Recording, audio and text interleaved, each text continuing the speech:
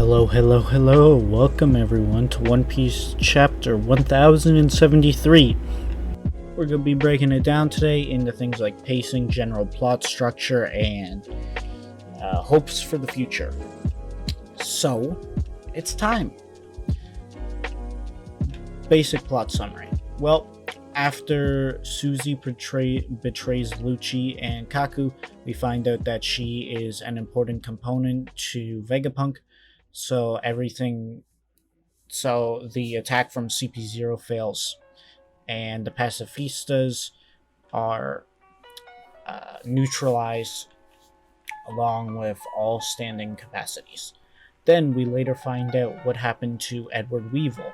Edward Weevil basically destroyed a bunch of pirates and then got finessed by Admiral Greenbull later on and was taken away. All this leading up to one of the 5 elders heading to Vegapunk Island with Kizaru in tow. Everyone got that? No? Okay. Good. So, break down main components today. Main components were Suzy's betrayal. The community once again decided to go nuts. Everyone was theorizing that, she was a member of the Rocks Pirates, and Rocks is actually secretly Blackbeard in disguise, because Blackbeard has Rocks' soul embedded into his body, so that means Suzy is the 10th Titanic captain, only for the theory to once again get shut down. So, yeah.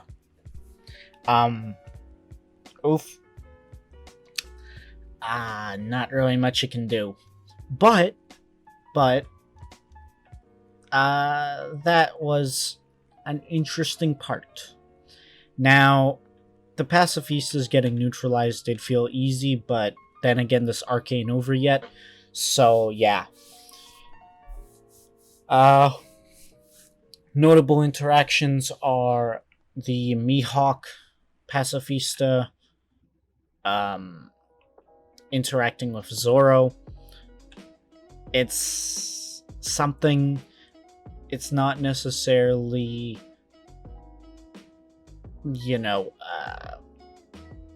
meaningful, like too meaningful. Zoro does say you actually have a spark of humanity, which is a notable feature, but nothing too poignant or relevant to point on. So yeah, as you can see, next fact is that Weevil, in order to protect the land, he had to fight off all these guys, and then Greenbull came and finessed him off screen and then took him away. Well, shoot. Not much else you can really do. We do get confirmation that Miss Buckin is Miss Buckingham. That was not confirmed in any chapters, but people were saying it, and this time it is confirmed. It is 100% fact. The fact has been verified. It is a little weird, because we do also find out that Suzy was she was in CP0 for 20 years, but yet she doesn't age. Then we compare that to Miss Buckingham over here, who, is old. You can tell she's old. Now, not really anything bad about that. It's just a fact. Now, that could either be because of her reduced aging through cloning, or it could be some process such as in One Piece, women either don't age pretty much, or they hit 50 and then just completely go downhill. Now, it is possible that since Suzy is based off of a younger time period, those 20 years, she might not be 50 yet, but it's from generally what I've gotten, it seems like she has some sort of de-aging process. And then finally, the last thing to break down is Kizaru being a good government dog and getting tea and crumpets for the 5 elders. Now, the 1-5 elder, we actually get his name, Saint J. So yeah, one of the 5 elders is finally moving, and yeah, not anything too crazy, but it is notable because, you know, this is the first time a 5 elder has stepped onto the scene. Depending on how events turn out, Oda is more likely to kill people now. We know that thanks to Wano, thanks to the Reverie, like, Oda's starting to wrap up the story, so bodies are going to start hitting the floor. So there is a chance that the 5 elder could die, and that would be a very big reason to spark the final war. So yeah, we have that. Kizaru is also there, but since the 5 elder, since Saint J, I'm gonna start just calling him that, since Saint J is there, he might actually be a physical fighter, because we'll know in a couple chapters from now, and when I say a couple, I mean like 52, whether or not he will be a fighter, because he will be approached. Kizaru and a bunch of Marines are not stopping Luffy. Especially now that Luffy has Zoro, the Pacifistas, Sanji, all the Straw Hats pretty much are pretty strong individually. So yeah. Maybe, like, I don't think the Marines understand this yet. So Luffy, Gear 5 Luffy on the same level as Kaido. Zoro on the same level as King. Sanji, Sanji's above Queen, Zoro's above King. Luffy is around Kaido's level. I wouldn't put him above him, but I wouldn't put too far below him. So yeah, it is literally like challenging an Emperor's crew.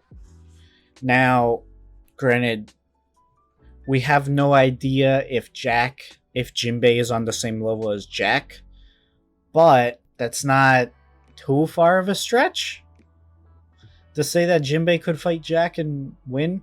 Now, granted, it is unlikely, but there is a chance that it could happen. So, yeah. Breaking down everything. So, as far as the pacing went, however, the pacing in this chapter was pretty good. As you can clearly see, there are 3 plot points that needed to be taken care of, and those 3 plot points were actually, like, done successfully. So they were all structured relatively well. Each was given a little bit of time. There's not necessarily anything to complain about. Also, break next week. So, speaking of pacing, that is a big L for us. But I still have to upload 2 videos anyway. Well, I guess you're getting another special video. Now, so pacing, also something I don't think anyone is going to talk about. The artwork this chapter is rather sloppy, I would want to say. Like, I'm not trying to be mean, you know. It's still good art, but, like, especially the panel with Zoro, I noticed, they seem sloppy. Like, Zoro, he looks very, very old in this one picture, which is very odd for him. Now, that's not saying it's, like, horrible, especially since, granted, they're probably going to be cleaned up in the volume release, but then again, the volume release is also 1 year away. So, yeah. No. just no. That's not something I'm going to be able to check out until the volume comes out, but the volume won't come out for at least half a year, so, yay. Like, the volumes aren't even done Wano right now. Granted, the Japanese ones are, but I speak English, I don't speak Japanese. I don't know if you could tell, evident by the fact I cannot pronounce literally anything. So, yeah. Chapter was overall good. Wouldn't say it was amazing. The Suzy betrayal was kind of disappointing, but that's kind of how it is. One thing happens at the end of a chapter, we all get hyped for it, we all theorize what's going to happen, then the most logical answer comes through. But sometimes logic is not the greatest answer. And sometimes you don't want logic in your story where a rubber man is actually a demigod in disguise. Thank you all for watching. Like, comment, and subscribe, and I will see you guys later. Goodbye.